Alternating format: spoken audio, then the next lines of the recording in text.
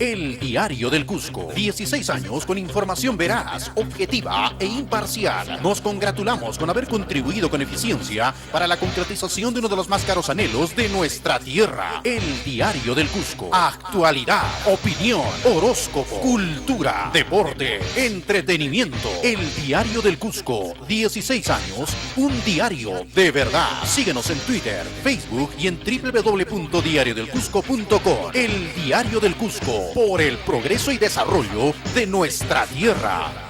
¡Himainayan, Alillanchu! Hola amigos del Cusco, soy su amiga María Jesús Rodríguez, la Miski, y les tengo una gran noticia. Muy pronto estaremos juntos a través de la señal de RTV, Televisión Cusqueña, con lo mejor de nuestras manifestaciones culturales, música, danza, costumbres, viajes, todo a través de su programa A Todo Perú con la Miski en RTV, Televisión Cusqueña.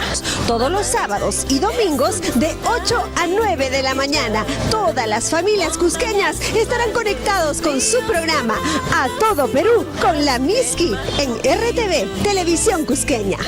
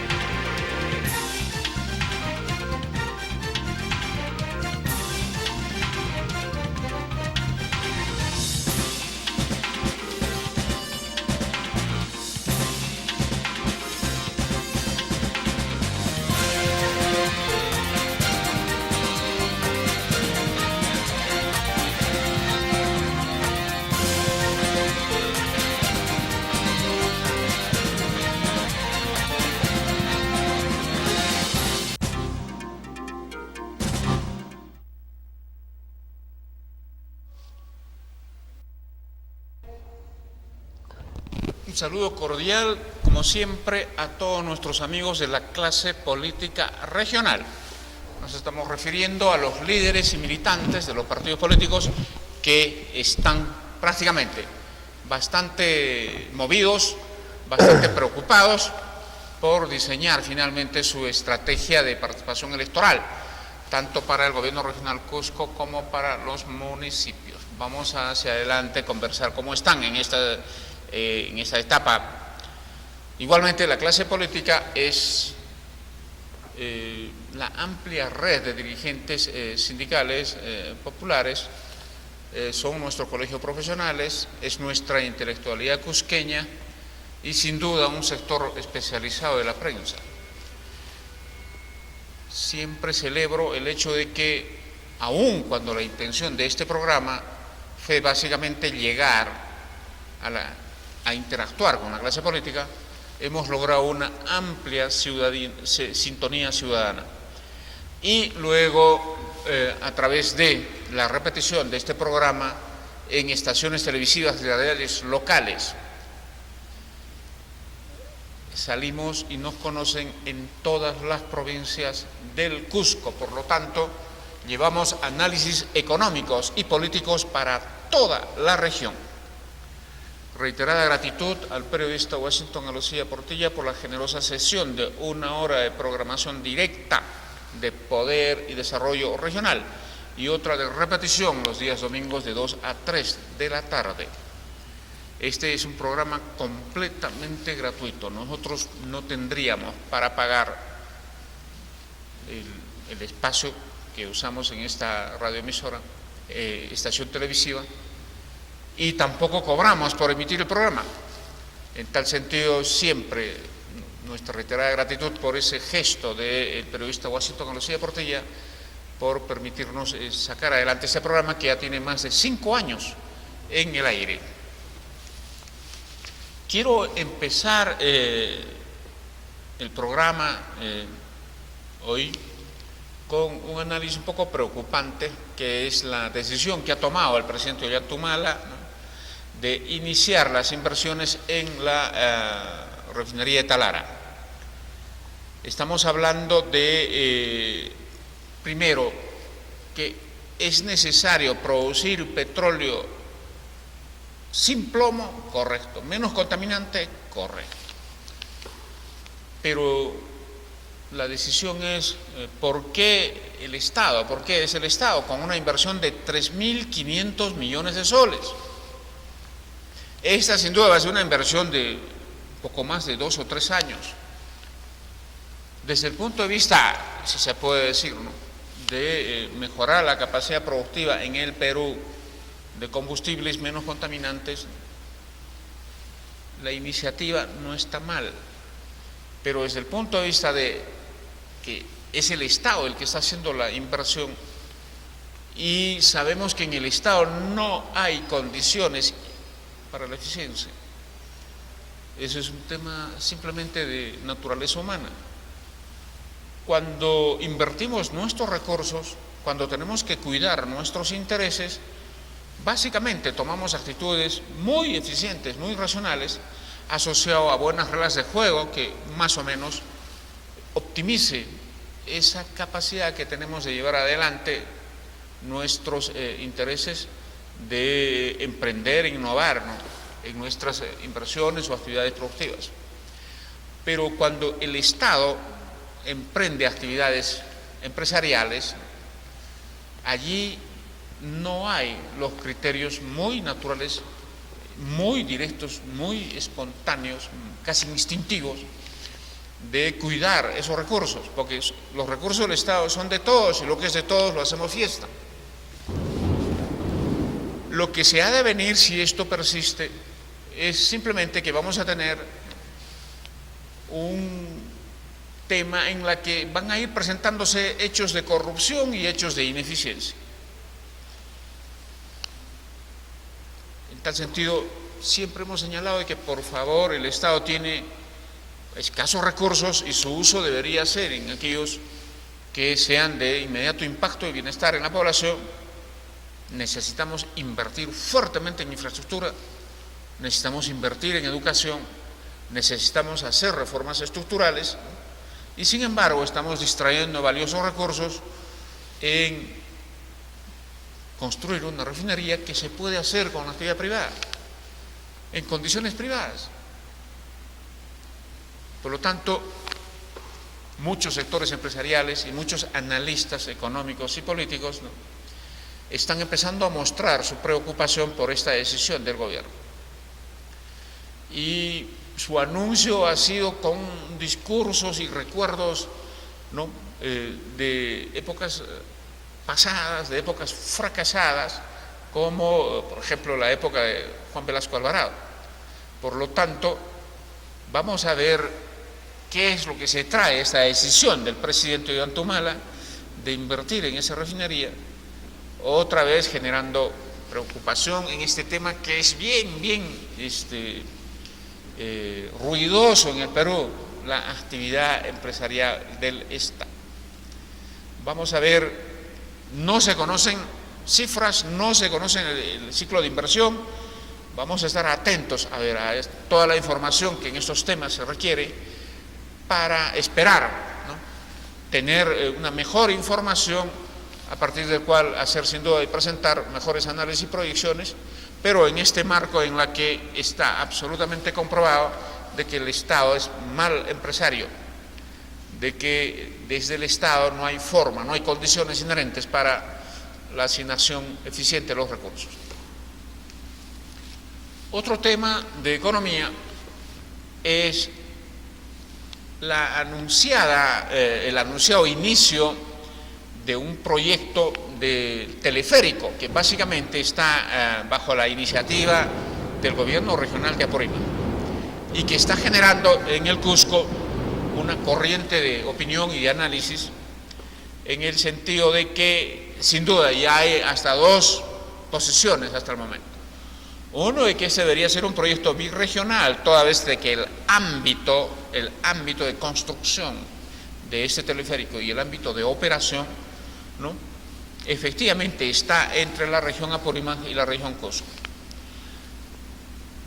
El Cusco tenía su propia opción de hacer un teleférico, ¿no?, desde justamente algún punto nuestro de la región, estamos hablando básicamente de Mollepata, pero el gobierno regional de Apurímac, en otras palabras, nos ha ganado por puesta de mano esta iniciativa. Y entonces esa posición de que hay que transformar y convertirla en un proyecto birregional es una y la más sensata, y hay sin embargo sectores otra vez obsoletos y atrasados que están queriendo torpedear esa iniciativa con el cuento de que es y debería ser solo un proyecto de la región Cusco, y amenazan con llevarnos a un escenario en el que otra vez vamos a parecer perros del hortelano, ni comen ni dejan comer. Entonces, en este tema me parece que debe abrirse un debate y el gobierno regional Cusco, asociado a ciertas fuerzas representativas y técnicas de nuestra sociedad, estamos hablando, por ejemplo, del sector turismo, tanto privado como las instituciones públicas que desarrollan su trabajo justamente en políticas de turismo, para ver de qué manera se lleva adelante en condiciones de un proyecto birregional esta construcción del teleférico. Sin embargo, es bueno saber la importancia de lograr visitas masivas a Choquequirao. Choquequirao es una ciudadela. Algunos arqueólogos ya le han llamado, ¿no?, la hermana de Machu Picchu. Una ciudadela que, sin embargo, requiere ser puesta en valor en condiciones ambientalmente sostenibles. No conocemos en verdad todavía el diseño técnico de si el teleférico va a ser solo para observarlo desde ahí arriba a través de cables, o es la forma masiva de llegar para visitarla de manera ambientalmente sostenible y de esa manera masificar la visita a esa ciudadela de Choquequirao, porque su acceso actual sabrán de que es bastante restringido, porque la única forma de visitarlo es a través de otro camino inca, en la que sin duda importantes sectores del turismo jamás tendrían la posibilidad de recorrerla hasta llegar a la ciudadela y luego retornar. Miren, todos conocemos el gran impacto del turismo en nuestra economía, la cantidad de inversiones de empleo y de servicios asociados justamente a esta industria turística, en la que obviamente el producto líder es Machu Picchu. Todos somos conscientes de que, especialmente hasta hace menos de 10 años, vivíamos del turismo. Ahora, sin duda, con la minería y el gas de Camisea, el sector minero energético ahora nos proporciona también importantes recursos para el desarrollo, además de opciones de desarrollo comunal y, sin duda, impactos en empleos directos, indirectos, entre otros. Pero en el sector turismo se tiene hasta el momento un indicador que es el siguiente. En promedio, los días de visita de los turistas al Cusco, al mercado turístico del Cusco, está entre 2.5 y 3 días. ¿Cómo se mide esto o cómo se desarrolla?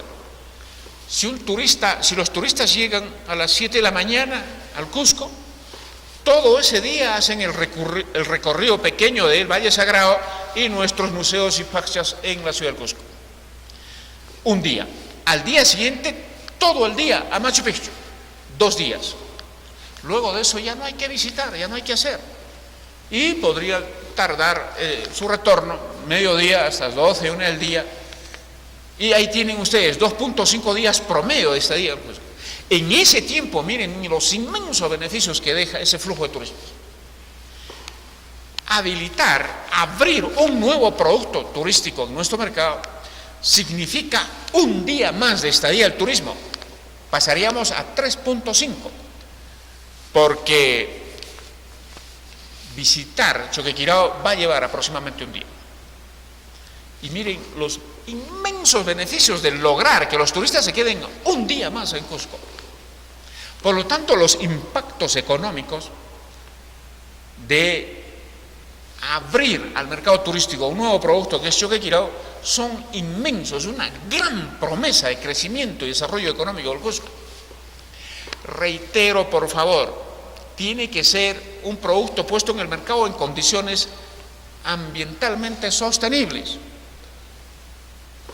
Esos detalles nos vamos a tratar de imbuirnos de esos detalles para comentarlos, informarles aquí en Poder y Desarrollo Regional. Por lo tanto, dada la gran importancia de justamente el teleférico, que es por el momento una de las opciones de visita masiva a Choquequirao, los cusqueños tenemos que ser proactivos y tenemos que ponernos de acuerdo con el gobierno regional de Apurímac para sacar adelante y de manera exitosa este proyecto. Proinversión está detrás de esto. Eso es una garantía de inversión privada, es una garantía de una evaluación correcta de ese proyecto, especialmente en términos de sus impactos ambientales. Proinversión es una garantía técnica de llevar adelante inversiones y proyectos. Eso es en concreto.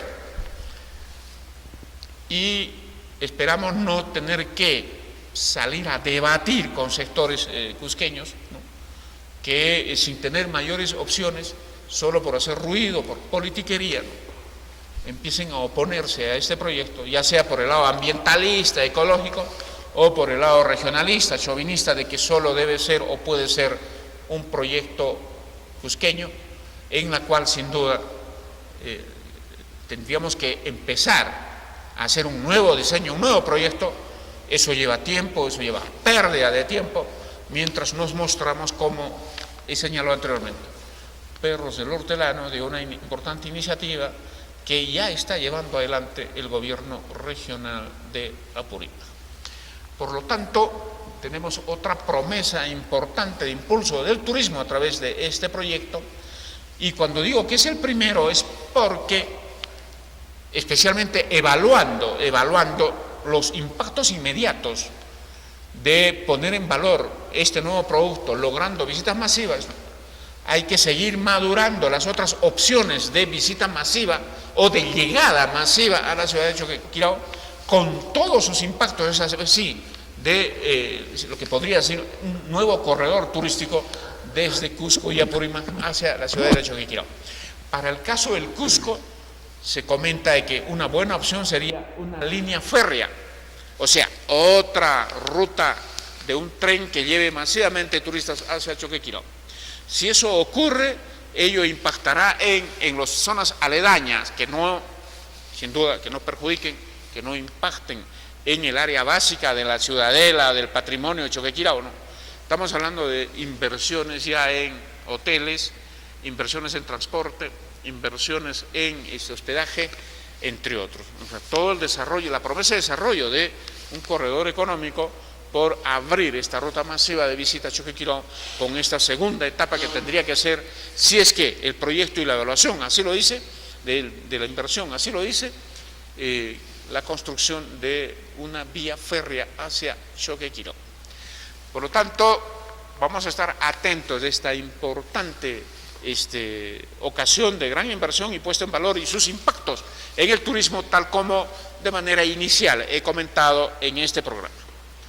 Estoy con el doctor Vidal Pino Zambrano. Él es líder del movimiento Perú Más, de Pedro Pablo Kuczynski, PPK. Lo he invitado justamente para comentar estos estas novedades, por ejemplo, el caso de Choquequirao, y hacia adelante también quiero conversar con él, dado que él conoce bastante Europa, una evaluación de las elecciones. Los europeos han votado para renovar su cámara, la Eurocámara, una especie de parlamento de toda la Unión Europea, donde los sectores conservadores casi han barrido las elecciones a los sectores socialdemócratas y ni hablar a los sectores de izquierda.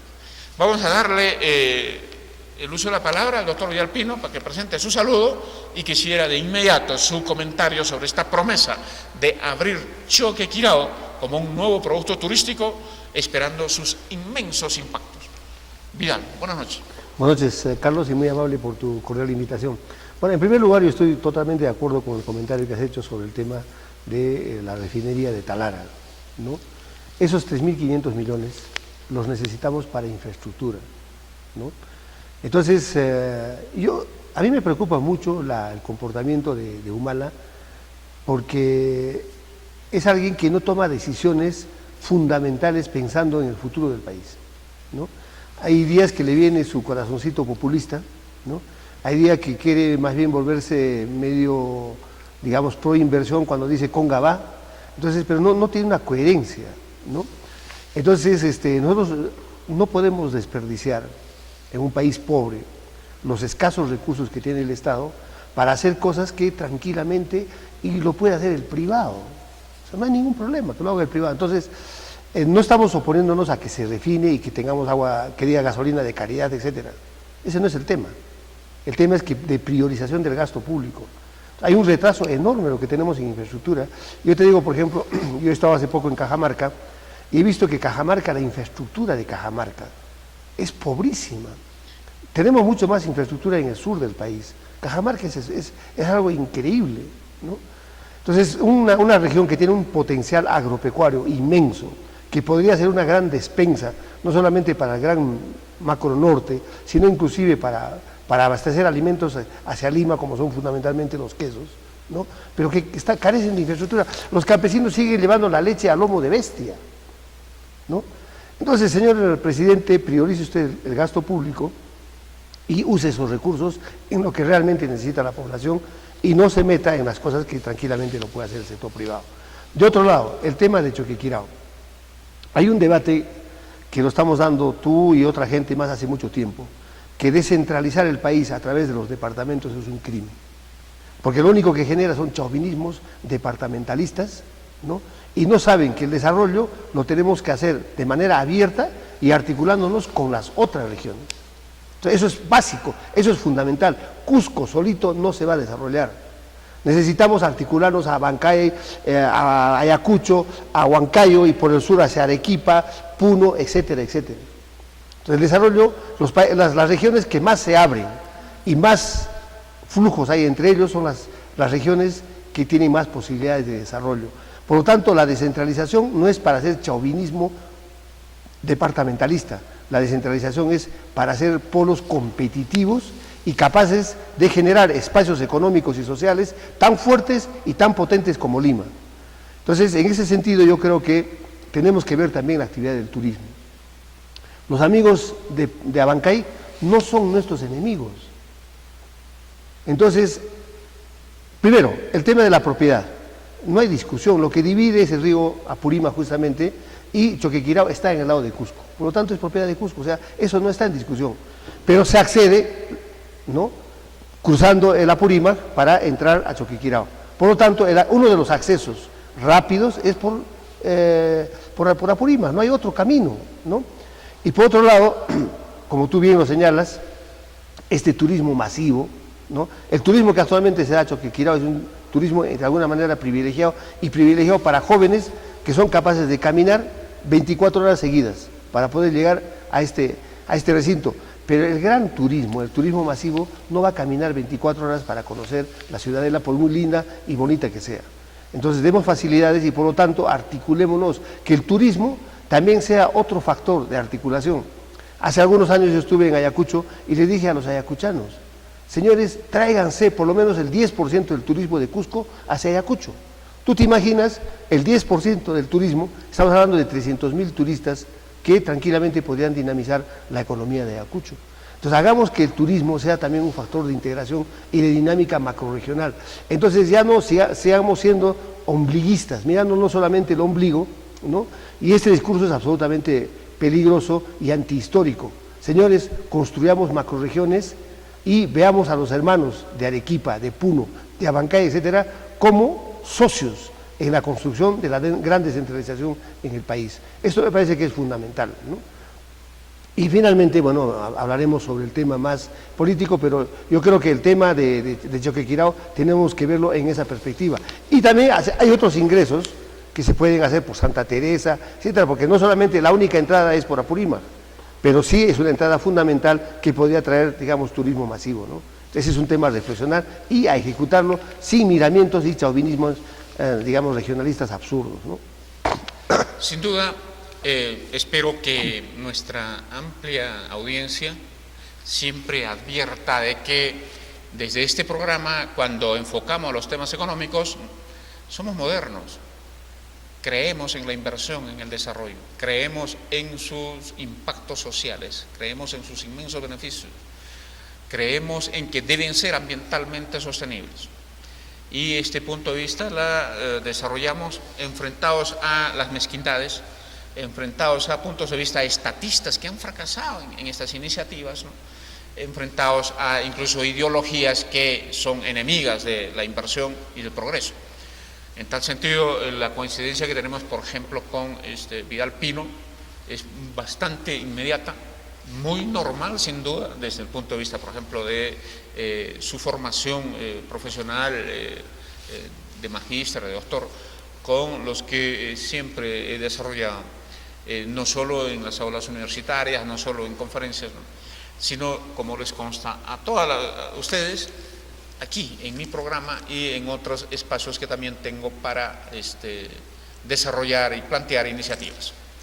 Quiero terminar la entrevista con Vidal porque luego voy a anunciar una importante entrevista con Carol Bellota, una distinguida lideresa del Partido Nacionalista, bastante activa ella, pero para hablar de política, Vidal, hay un tema, la semana pasada se han llevado a cabo elecciones en los países de la Unión Europea, en la que simplemente en varios países ha ganado los sectores denominados de derecha, sectores denominados conservadores y algunos socialdemócratas bastante modernizados. Pero la nítida derrota son a los sectores de izquierda, a los sectores socialdemócratas también un poco radicales, ¿no? Y especialmente tú que conoces Francia. Quisiéramos aprovechar tu presencia para que le regales a nuestra distinguida teleaudiencia tu punto de vista, tu evaluación de este proceso de elecciones de la Eurocámara, las victorias electorales de los sectores que he mencionado y los impactos, la importancia que ha de tener justamente el recambio de la composición de la Eurocámara en la Unión Europea. Bien. No, yo creo que es un aspecto extremadamente interesante a verlo y hay que verlo de la manera más desapasionada posible.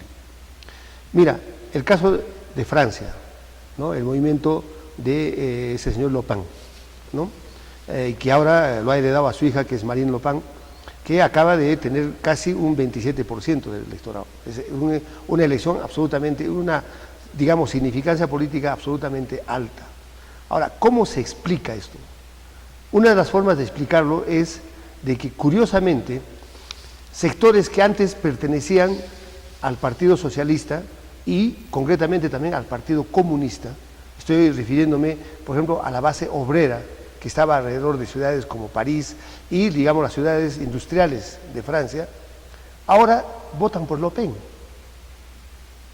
Entonces son estos, la base de Le Pen no está en la clase media francesa, no está en el sector A, B, no, están en los sectores más pauperizados y han ganado en los municipios más aislados de Francia, donde los campesinos están más marginados, ¿no?, y con un discurso absolutamente simple y muy barato, diciéndoles, señores, todos los magrebitos, o sea, todos los de África del Norte que migran hacia Europa y todos los de los ex países soviéticos que migran hacia Francia, nos están quitando el empleo y nos van a dejar sin trabajo. Por lo tanto, hay que evitar la migración ¿no? Hay que cerrar nuevamente fronteras para volver a hacer entonces su lema es Francia para los franceses, ¿no?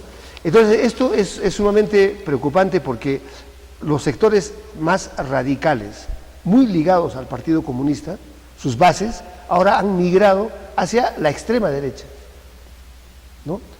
Entonces aquí hay responsabilidades de estos sectores justamente más radicales de la izquierda que han sido incapaces de renovarse políticamente y transmitir un mensaje más bien de esperanza y diciéndoles a estos sectores, tanto campesinos atrasados, digamos, que viven, que trabajan en los espacios más marginales de Europa, así como el sector obrero marginal, digamos, que vive en la periferia de las ciudades, ¿no? A decir de que tenemos que dar un cambio tecnológico, ¿ya? Porque el obrero que estaba, digamos, formado bajo la teoría del Fordismo, ¿no? la industria muy mecánica, no han dado el salto a lo que sería, digamos, el postmodernismo y el postindustrialismo, donde tú necesitas obreros mucho más especializados y ya no el obrero mecánica que hacía lo mismo. Entonces, esto es un elemento que hay que analizarlo con mucho cuidado y lo mismo se ha podido ver también en España, ¿no? En España, el Partido Socialista ha sido prácticamente barrido, el mismo partido actual ha disminuido y ahí empiezan a haber sectores, digamos, xenofóbicos que empiezan a tomar fuerza, el mismo caso de Inglaterra. Entonces esto hay que verlo con mucho cuidado, ¿no? Y creo que la clase política europea tiene que reflexionar y fundamentalmente hacer una innovación del comportamiento político y explicar a estos sectores que el tema no es el peligro del migrante, ya sea árabe o del migrante de los países del este, sino es un tema de cómo el país en su conjunto se hace mucho más competitivo, ¿no? Quiero, para terminar esta parte del programa, hacer un brevísimo comentario para entender este tema de por qué sectores nacionalistas un poco xenofóbicos, quiere decir de que esos que se oponen a la entrada masiva a sus países de sectores extranjeros, ¿no? Porque estos sectores están ampliando su base electoral en Europa. Imagínense ustedes, mis estimados compatriotas, ¿qué pasaría si tuviésemos una avalancha de bolivianos, de brasileros, de argentinos, de ecuatorianos, una avalancha de entrada de todos ellos al Perú y empiezan a quitarnos el trabajo? Si un obrero gana 20 soles al día, vienen a emplearse a 15 soles, a 10 soles, y así en otros empleos. Y luego vamos a ver a los peruanos sin empleo y a los, se puede decir, ¿no? Emigrantes, quitándonos el empleo. Punto uno. Punto dos, luego con nuestros impuestos tener que pagar la educación y la salud de esos sectores. Con nuestros impuestos permitir que utilicen la infraestructura, un conjunto de servicios del Perú. Entonces, ¿qué reacción creen ustedes que tendrían los peruanos, los cusqueños en esa situación? Es exactamente eso lo que ocurre en Europa. En el debate de que al construir la globalización, ¿por qué no circulan libremente las personas, al igual que los servicios y el capitales? Hay que tener cuidado. A eso se llama el dilema del prisionero. ¿Qué significa? Que si se permite esa entrada masiva con las consecuencias que he comentado, vamos a estar mal los peruanos y van a estar mal también los emigrantes. Entonces, la idea es un proceso ordenado, planificado, de entrada de inmigrantes a un país asociado a ir direccionando ese flujo de población hacia sectores que complementen el trabajo, la actividad, los servicios de los residentes de cualquier país. Eso en Francia hoy es lo más grave que hay en Francia, o sea, muy abierto a la entrada especialmente de marroquíes y otros sectores migrantes del África, que justamente no solo han generado este tema laboral de salarios bajos, etcétera, sino que terminan viviendo, son los típicos sectores que al final son los sin nombre, sin trabajo, sin casa, sin identificación, sin casa, entre otros.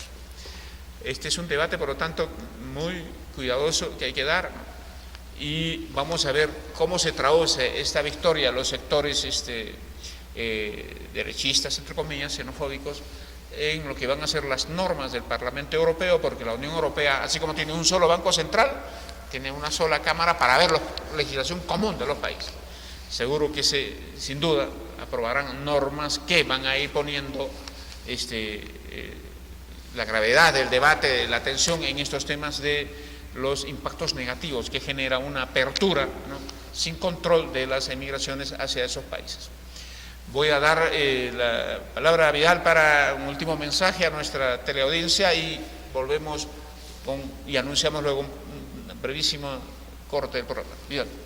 No, yo creo que digamos, esas experiencias que estamos viendo, en vez de hacernos que surja este nacionalismo chauvinista o encerrarnos, yo creo que debemos estar mucho más abiertos, ¿no?, y ver oportunidades y al mismo tiempo también orientar sobre todo el tema de la educación para ser cada vez más competitivos en este mundo que se viene y corre a una velocidad muy fuerte.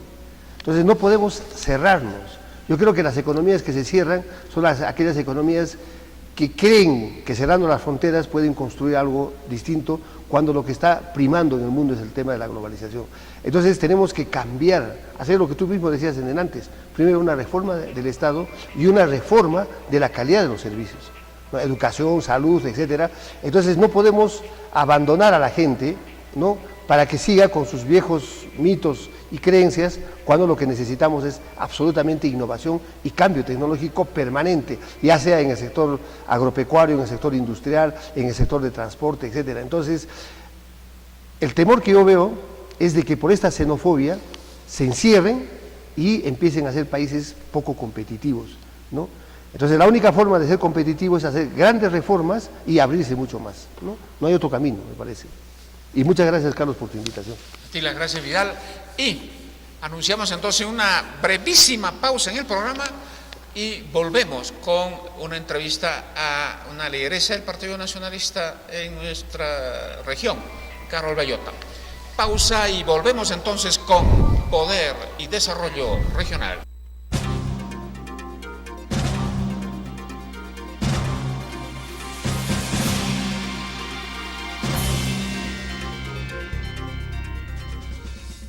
Consulex, opinión y mercado.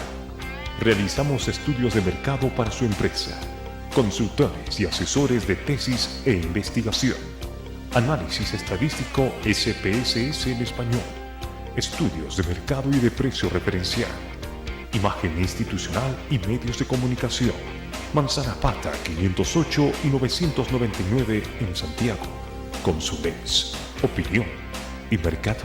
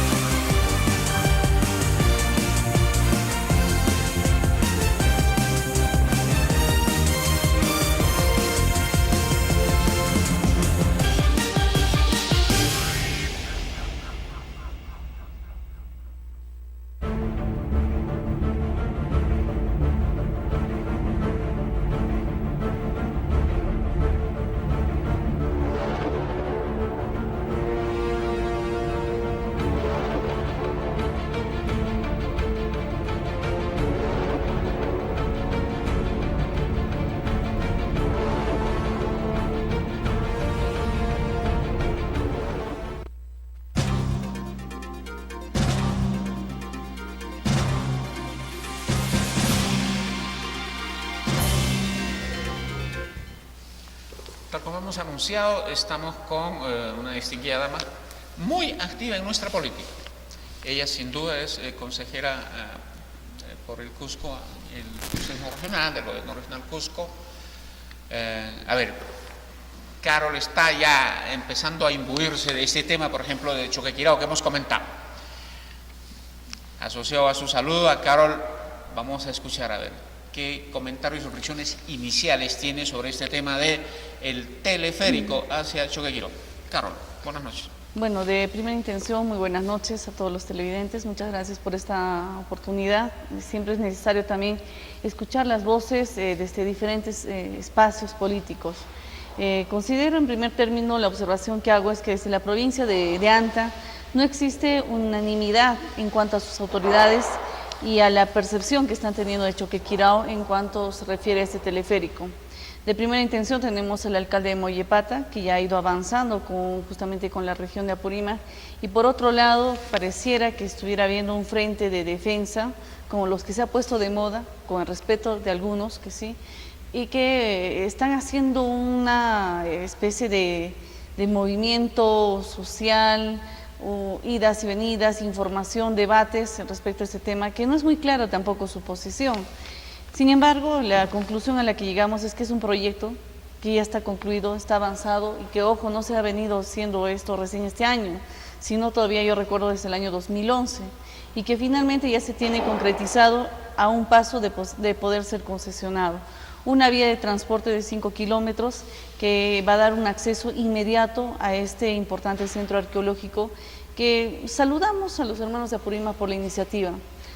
Creo que en este aspecto Cusco ha tenido una mirada muy, digamos, de lado, como siempre, a los demás centros arqueológicos y siempre enfocándose a Machu Picchu, ¿no? Ahí tenemos la UGM, tenemos el Plan Maestro de Machu Picchu, todo gira en torno a Machu Picchu, ¿no? Sin embargo, Choquequirao ha ido quedándose relegado y, bueno, ha tomado la palestra otra región que, ojo, que actualmente es la única vía de acceso que se tiene por esta región, y eso creo que todos lo conocemos y los que han podido visitar este centro arqueológico importante. Creo yo que este es el momento en que podemos llegar a un consenso y tener una posición más objetiva y propositiva. El proyecto está avanzado, ahora nosotros como cusqueños pienso yo que deberíamos de partir de primera instancia, armar un plan maestro para Choquequirao, pero ir de la mano con un aspecto importantísimo y que lo hemos dejado pasar.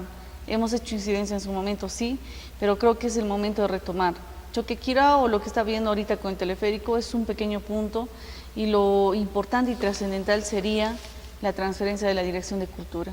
Creo que si esto estuviera en nuestra competencia como debiera de ser según ley, el doctor David Ugarte hubiera tenido que tener la posición no personal o institucional o centralista, sino desde la región Cusco como departamento que somos, ¿no?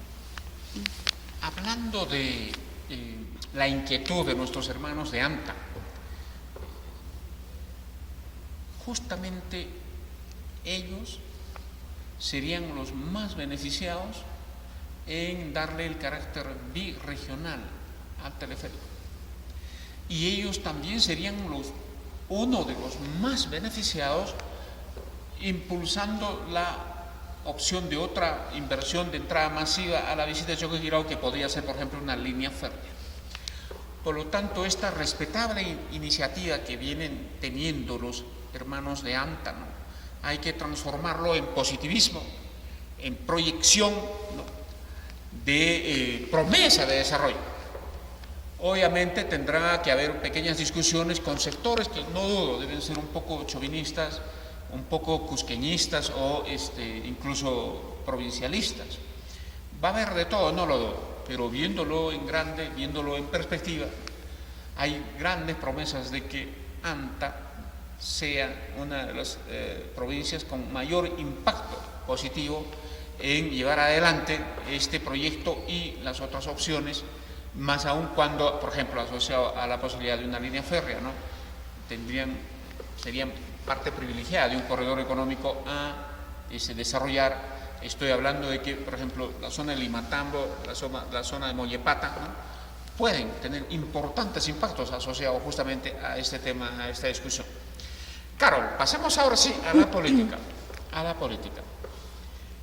En Lima, el Partido Nacionalista ha decidido apoyar la reelección de Susana Villarán. Sin duda, el partido de Toledo, Perú Posible, no sé qué quede de Perú Posible, también se ha colado ya a esa opción, que termina confluyendo con una gran cantidad de grupitos de izquierda que se han juntado también para respaldar esa elección. Lo que quiero resaltar con esta información inicial es de que el Partido Nacionalista va a participar en las elecciones municipales y regionales. No creo que sea solo un tema de Lima, no creo. Por lo tanto, Carol, si podrías decirnos cómo va esta consulta, esta inquietud del Partido Nacionalista en provincias, asociado a esta necesidad como partido político nacional de tener presencia, ser protagónicos en las próximas elecciones del 5 de octubre. Bueno, de primera intención ha habido algunos cambios en el partido. En primer término se ha reactivado el CEN nacional. Tenemos una nueva representante del partido que es Nadine Heredia. Y a nivel de las regiones hubo diferentes organizaciones que se estuvo desarrollándose en estos 2 últimos años. Primero se quiso hacer una nueva estructura, una nueva reestructuración del partido. Se dividió por macroregiones en el marco de Lima, que por su inmensidad que tiene ha sido propiamente como Lima tomada. Y bueno, creo que estaba incluso un paisano nuestro que es Juvenal Silva apoyando en el Callao. La primera pregunta que usted me hace, ¿no?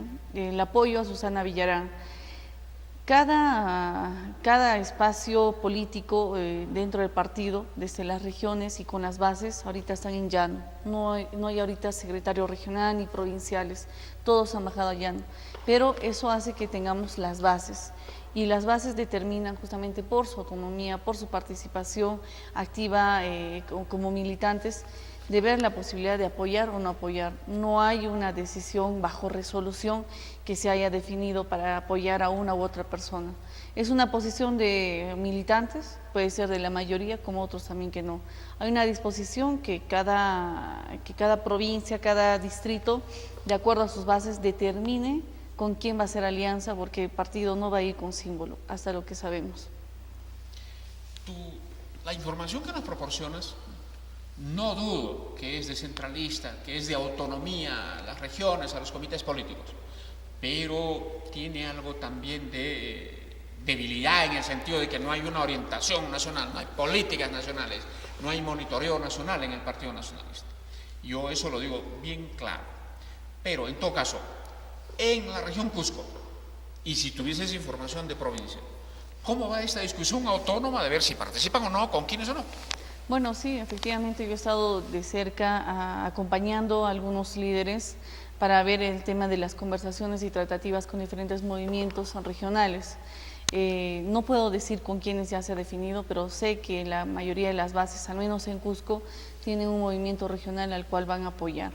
Eso sí, en su momento se va a dar a conocer, pero desde las bases se ha determinado, al menos en Cusco, hacer un comité que ha ido conversando con diferentes movimientos regionales y también partidos.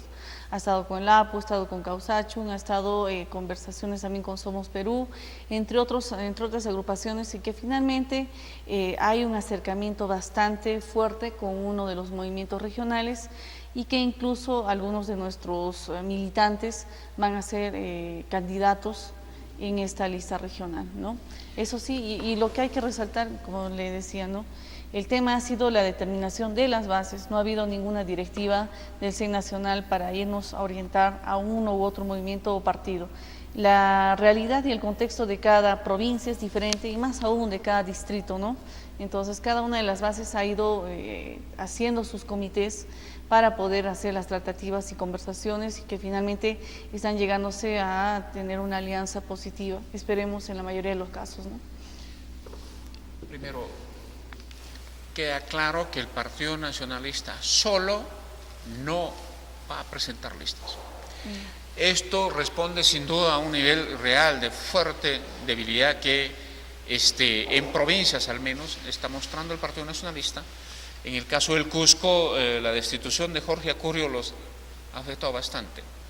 Entonces, la opción que está informando Carol es participar en bloques, en alianzas. No sé si precisamente con el logo del Partido Nacionalista o con el logo que los acuerdos lo posibiliten. Pero, Carol, para esto los plazos se vencen. Me dicen que según el cronograma, el 5 o 6 de junio deben estar anunciadas, inscritas en el Jurado Nacional de Elecciones, acuerdos, coaliciones o alianzas. Por lo tanto, estamos hablando de 3 o 4 días que tienen para definir esto. ¿Están manejando los tiempos en esa perspectiva? Sí, ya ha habido conversaciones de hace varios meses y que finalmente están llegándose a concretarse. Como le dije, ya hay algunos candidatos que han sido militantes del partido que han pedido el permiso correspondiente para poder postular como candidatos. Ya hay un gran avance, que eso se ha venido trabajando ya hace varios meses, pero lo que usted manifiesta no es que haya una debilidad en el Partido Nacionalista, sino que es una estrategia de Partido Nacional que se está tomando. ¿Por qué?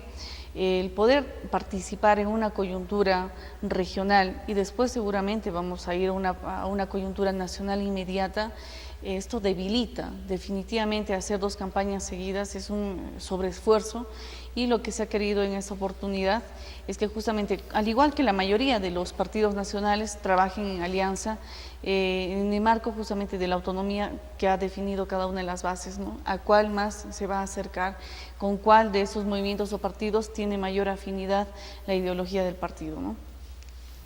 Por ejemplo, nunca vamos a hacer una alianza con PPK, ¿no? No. En política lo coherente habría sido o sería de que así como en Lima el Partido Nacionalista, el Partido Perú Posible y sectores como el Frente Amplio, etcétera, se han juntado para apoyar a Susana, que eso mismo se replique en las regiones, en las provincias. Sin embargo, acá han estallado prácticamente en sectores, hay como 15 listas de izquierda, el resto son pro izquierda. En ese escenario vamos a ver si el Partido Nacionalista termina haciendo un pequeño bloque para lograr esa su participación, pero en concreto. Ahora hablemos de Carol Bellota. Carol Bellota está perdiendo la sensibilidad por la política, está decepcionada. No. O tú eres muy protagónica y no creo que sea para eso. Vamos a ver a Carol Bellota como candidata en alguna de las opciones que están en juego. Estamos hablando de un municipio estatal, una provincial o de repente plancha en gobierno regional. Claro, ¿nos puedes dar alguna novedad respecto a qué va a ser contigo? Bueno, sí ha habido conversaciones, hay tratativas y todavía hasta el día de hoy todavía se está armándose algunas listas incluso regionales, y hasta el día 5 de junio, hasta donde no se tenga inscrito, no se puede definir nada. Creo que el momento donde ya uno inscribe su nombre en el Jurado Nacional de Elecciones, ahí ya tiene la objetividad del caso de manifestarse por dónde va. Pero sí ha habido conversaciones por diferentes movimientos, partidos para poder participar. Sin embargo, he estado más abocada al tema de la gestión regional. ¿Por qué? Porque existen pendientes que debemos de sellar y terminar, ¿no? Eso está consumiendo bastante el esfuerzo que estamos desarrollando ahorita en la gestión. No es fácil poder concretar, son obras bastante grandes y básicamente ¿cuál es? El Hospital Antonio Lorena y la vía de evitamiento, 2 obras más que todo emblemáticas que tienen la posibilidad, digo así, porque nada está dicho, a que se puedan terminar en este periodo de gestión y que puedan ser entregadas antes de que termine el año 2014, ¿no? En este esfuerzo hemos estado haciendo un acompañamiento de gestiones, fiscalizando arduamente estos 2 proyectos. Hemos estado seguidamente viendo cuál es el avance, cuál es la dificultad, porque el hacer gestión no solamente es criticar, porque es fácil ser a veces consejero de oposición y criticar y bueno, decir no hay esto, no hay aquello, está mal, hay corrupción, etcétera. Pero aquellas autoridades que nos sentimos parte de la gestión directamente, lo que queremos es más que observar, que también lo hacemos, es desenredar esos nudos de gestión para poder concretarlos, ¿no? En este entender aprovecho, doctor Carlos, que el día lunes tenemos la posibilidad de tener 300 millones para estas 2 obras. Si en caso no aprobamos el día lunes una posibilidad que nos ha dado el Gobierno Nacional bajo un decreto supremo que prácticamente viene con nombre propio, porque ha cerrado y ha puesto candados y ha dicho, te doy 700 millones a todas las regiones, pero ojo, es para las obras que están por contrata y que son con presupuesto mayores a 60 millones. Ninguna de las regiones tiene esta característica, solamente Cusco. Y en ese entender, 2 de las obras están beneficiadas directamente. Ha habido alguna posición de los consejeros de provincias manifestándose que no se está considerándose a Paucartambo, a Paruro y Anta, que tienen 3 importantes redes viales ahí, pero esto va a ser una segunda etapa. La norma ha salido con nombre propio, obras por contrata mayores a 60 millones, y el día lunes se va a discutir la posibilidad de aprobar estos bonos soberanos, 210 millones para la vía de evitamiento, y 175 millones para el Hospital Antonio Lorena. Hemos estado en este esfuerzo y no es fácil. El día jueves hemos estado muy preocupados e incluso desesperados por tener la firma de los consejeros para poder convocar y que no se vaya a comisión este tema, porque si no perdíamos el presupuesto. En ese esfuerzo estamos, doctor Carlos, y creo que si hay la posibilidad de participar por la experiencia que ya hemos acumulado en la gestión estos 4 años, bienvenido sea. Yo estoy predispuesta justamente a poder dar el apoyo a cualquiera de los movimientos, como lo hemos conversado yo con alguno de ellos, que se concretarán seguramente en esta semana, y si es que no, desde el espacio de la sociedad civil o desde nuestra labor profesional o cualesquiera que fuera el accionar de Carol Bellota, siempre va a tener una vida activa política porque es nuestra vocación, ¿no? Bueno, lo han comprobado ustedes mismos. Bien activa, bastante informada, muy protagónica. ¿Cuál es el problema en el Cusco y en nuestra política en el Cusco? Hay muy pocas mujeres lideresas activas en vitrina. Y por ley las listas tienen que tener cuota de género. Por lo tanto, si me acuerdo de lideresas muy activas en vitrina en el Cusco, a ver, Fedia Castro en Quillabamba, 2 veces alcaldesa, una mujer pues quillambina, que son muy trabajadores, muy luchadoras. Tengo a Silvia Oscamaita, primera regidora de la municipalidad, bastante activa. Tenemos a Carol Bellota, tenemos a la señora Elena Azcarza, si no me equivoco, pero no conocemos más nombres. Y las listas tienen que poner 25-30% de cuota de género. Así que, dada la escasez de lideresas en política, se da por descontado que, sin duda, Fedia Castro está lanzada a la reelección. Silvia Oscamaita tiene que aparecerse en algún lado en una buena posición, y no dudamos que Carol Bellota también ha de candidatear en las condiciones en que está trabajando su partido para su participación en las elecciones regionales y locales. Las palabras finales de Carol, por favor, dirígete a la amplia militancia de tu partido en la región Cusco, porque hay muchos nacionalistas que quieren saber qué tiene que hacer en este periodo.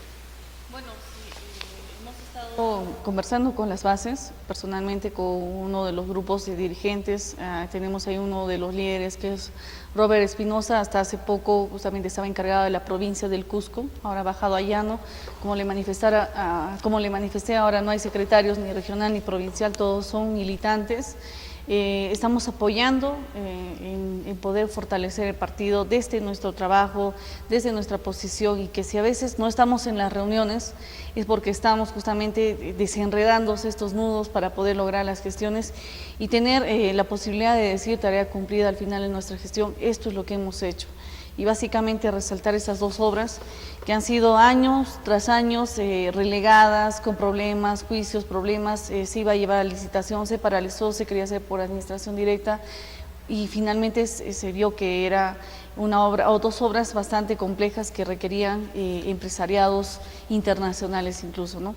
De buena forma están avanzando, pero hay siempre cuestiones muy complejas que ahí hay que resolver y hay que estar empujando la gestión. Uno de ellos, y finalmente quiero enfatizar siempre en el tema del Hospital Antonio Lorena, porque es nuestro máximo espacio de salud donde se alberga no solamente cusqueños de la provincia, sino incluso hermanos de diferentes otras regiones que vienen ahí.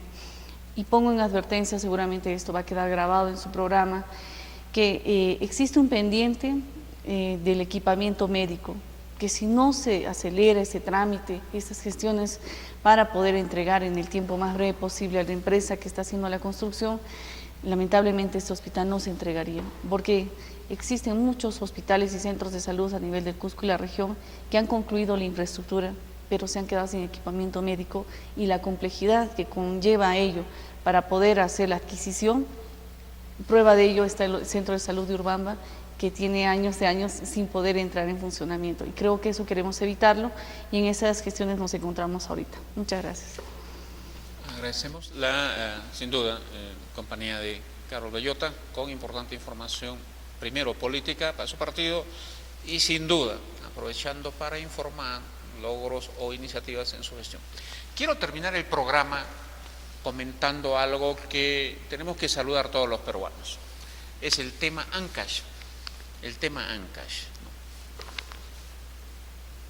La policía está reorganizada para hacer las cosas correctas, y todas las ex policías y oficiales metidos en la mafia de César Álvarez están procesados.